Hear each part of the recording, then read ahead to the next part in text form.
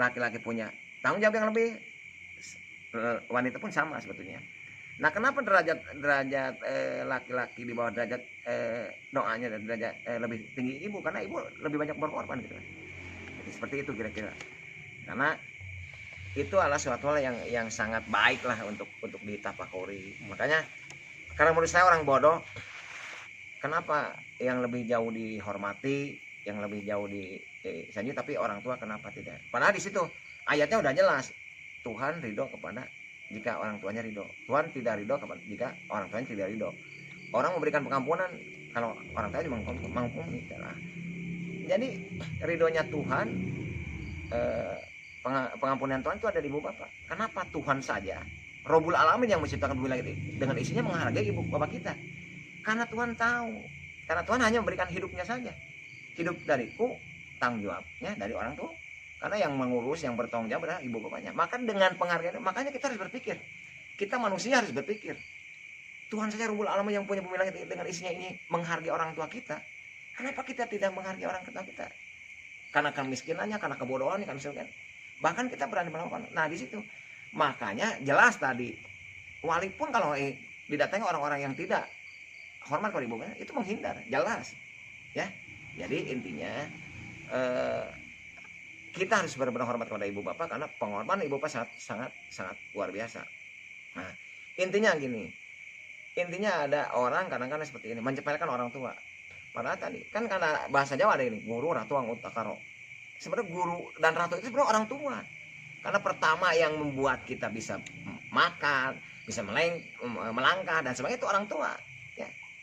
Tapi orang banyak yang lebih hormat pada gurunya, kepada pemerintahnya, ke orang tuanya tidak hormat karena dianggap tidak punya wibawa, tidak punya karisma, tidak punya kekayaan, seperti itu kira-kira.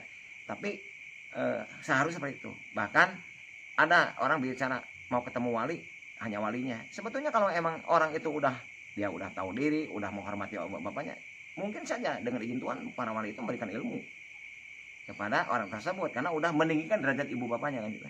Karena hak seorang manusia selama dia hidup bertanggung jawab, berhak menghormati ibu bapaknya. Baik itu dengan hidup, setelah orang tuanya mati kan ada hak nadran, hak jarah, hak tawasul, apa itu penghormatan. Nah disinilah kita harus mengkaji diri bahwa bagaimana kita ada kalau tidak ada orang tua. Karena hidup itu dari Tuhan, perantara hidup adalah ibu bapak dan yang hidupnya kita. Dan kita punya kewajiban hidup.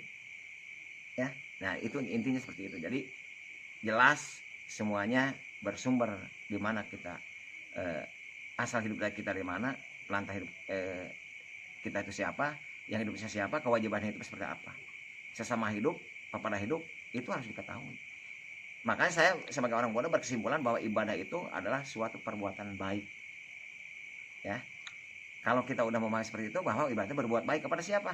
Kepada diri kita sendiri, kepada orang lain, kepada golongan binatang, tumbuhan dan alam. Dasar dengan iman dan ikhlas. Tidak ada fanatik.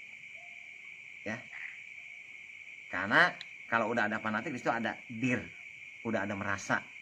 Nah, kalau merasa itu ada rasa. Kalau ada rasa merasa lebih baik, di situ ada sifat apa, ya? Ya seperti itu kira-kira. Saya hanya memberikan satu gambaran sebagai orang yang bodoh, orang-orang yang tidak punya gelar, itulah paparan saya tadi. Jadi ada dimensi itu ada, ya. Karena alam ini banyak dimensi. Alam semuanya ada 21 alam. Alamnya ini ya mungkin tuh ada orang-orang sekelas mungkin sekelas beliau udah nyampe. Kalau saya dengan kebodohan saya tidak tahu, hanya mendengar kata Abu kan kadang-kadang orang itu hanya berbicara, prakteknya tidak ada. Ya. Tapi kalau saya orang bodoh, saya harus belajar dulu, harus bicara dulu sebelum saya melakukan suatu pekerjaan. Karena bagaimana saya memahami suatu pekerjaan kalau ilmunya tidak tahu? Karena rumusnya mudah dengan ilmunya, gampang dengan caranya, jadi dengan kerjanya. Bagaimana saya bisa memahami suatu pekerjaan kalau ilmu dan saya tidak tahu? Ya. Jadi sekelas arsitek atau seorang mekanik dari Jerman, dia tahu caranya, dia tahu ilmunya, masa bautnya turun sendiri kan tidak mungkin. Jadi tetap harus dikerjakan dong. Nah kalau emang dia bisa mendelegasikan, maka didelegasikan, maka mudah ilmunya, gampang caranya, jadi dengan kinerjanya gampang, ringan dengan temannya. Pendelegasian terjadi ilmu manajemen. mudah pasti jadi dengan modal. Modal ini bukan identik dengan uang saja, karena uang tidak bisa bersendiri, bisa berdiri sendiri. Dalam pekerjaan itu pasti ada pendanaan, ada alat dan fasilitasnya, ada tempat, ada yang mengerjakan dan sebagainya seperti itu. Jadi uang dalam kehidupan manusia ada perlu, tapi tidak semuanya dengan uang. Begitu kira-kira. Maaf kata saya bicara dengan kebodohan saya, mohon dimaklumi kalau ada salah kata, ada salah penjabaran. Inilah saya yang bodoh. Jadi saya tidak akan marah kalau dibilang salah, saya akan terima. Salah saya kalau dikritiki saya akan terima dengan senang hati. Begitu kira-kira Pak Rahmat. Abu Karang. Lanjut. Saya mah ini aja ikut aja ya. Yang penting nasihatnya Pak Agus ini luar biasa ya. Mudah-mudahan ada hikmahnya lah. Ya, terutama buat saya, buat rekan-rekan, apalagi sama ini sama ini Bang Iwan, Bang Pak Rahmat, supaya agak paham bahwa di dunia ini ilmu itu banyak ya, harus banyak juga wawasannya ya. Lanjut Tapi gesturnya harus jalan. Bang Iwan gimana? Ya semua aja apa yang bicara Pak Agus, namanya orang belajar ya harus ikut ambil hikmahnya. Semua itu semua harus belajar gitu kan, ya bisa ya dengan kepintarannya. Tapi kalau yang ahlinya ya kita ikutin, tapi kalau namanya pinter untuk kebaikan ya kita jalanin. Ya itu sekian, assalamualaikum warahmatullahi wabarakatuh.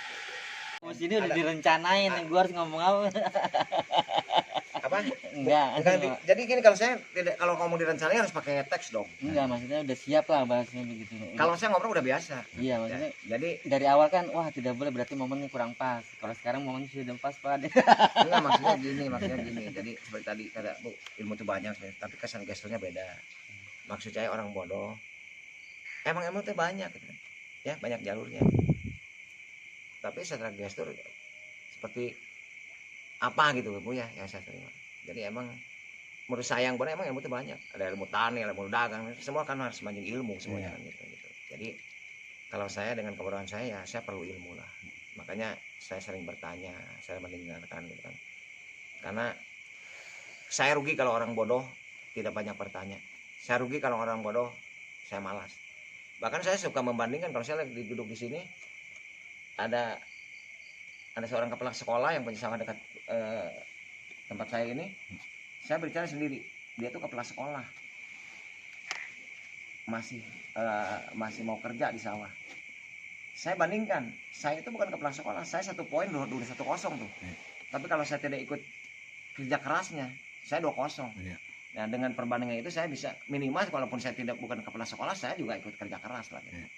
Walaupun saya tidak kerja cerdas seperti orang lain, apalagi kerjainlah seperti guru saya Pak Abu ini. Begitu kira-kira Pak Rahmat. Itulah kesan-kesan dari Pak Agus. Begini Pak, jadi rekan-rekan ini jangan sampai gagal paham ya atau mengerti. Jadi begini, jadi orang itu jangan di sudut pandang dari tadi seorang kepala sekolah punya mobil lalu bocor bannya ya, dia langsung mengerjakan dibawa ke nama ban ya. Bukan berarti orang yang nama ban itu derajatnya gitu ya di mata masyarakat gitu ya lebih tinggi Tamaban, bukan ya. Jadi jangan sampai salah paham ya. Ya tetap aja ya kepala sekolah itu kepala sekolah ya, terdidik, pendidikan, bukan berarti dia itu rendah ya. Kepala sekolah itu karena minta bantuan sama sama tukang bahan ya, karena sesuai dengan ahlinya gitu ya. Kalau ada salah-salah dari Abu, karena saya itu tempatnya bodoh pohon yang balangah, ya mohon dimaafkan ya gitu. Karena apalagi saya Pak Rahmat komentar, kalau Pak Abu yang udah super sempurna ini ngomong gitu, saya lebih bodoh lagi dari dia Pak. Gitu ya.